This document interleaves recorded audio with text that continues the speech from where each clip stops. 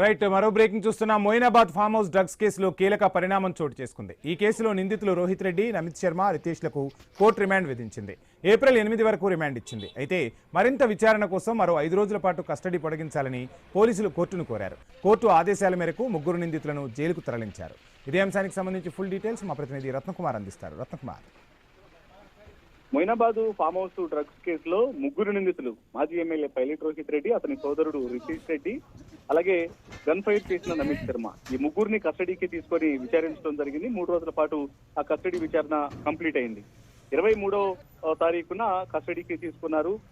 24 కస్టడీకి 4 గంటల 30 నిమిషాల నుంచి అప్పగించిన తర్వాత 24 ఉదయం ప్రాంతంలో కస్టడీకి తీసుకొని 3 రోజుల పాటు ఈ ముగ్గురు నిందితుల దగ్గర నుంచి ఏదైతే డ్రగ్స్ పార్టీ నేపథ్యానికి సంబంధించి డ్రగ్స్ పార్టీలో ఏం జరిగింది, దాని వెనకాల ఉన్నటువంటి మూలాలు, అలాగే ఓపెన్ ఫైర్ చేయడానికి సంబంధించిన పూర్తి విషయాలను కూడా పోలీసులు కూపీలాగడం జరిగింది.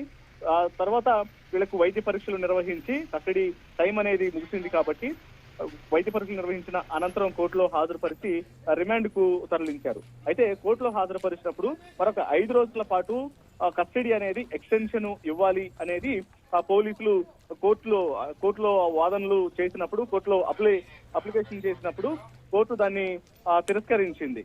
దీంతో వీటిని రిమాండ్ కు తరలించారు. అయితే ఈ యొక్క రిమాండ్ అనేది మరొక 8వ తారీఖు వరకు కూడా పొడిగిస్తున్నట్లు కూడా కోర్టు తెలియజేసినటువంటి పరిస్థితి కనిపించింది. మొత్తానికి 3 రోజుల కస్టడీ విచారణ అనేది ముగిసింది. 3 రోజుల కస్టడీ విచారణ ముగియడంతో ముగ్గురు నిందితులను పెంచల్గూడ జైలుకు తరలించడం జరిగింది. Right, thank you Ratnakumar.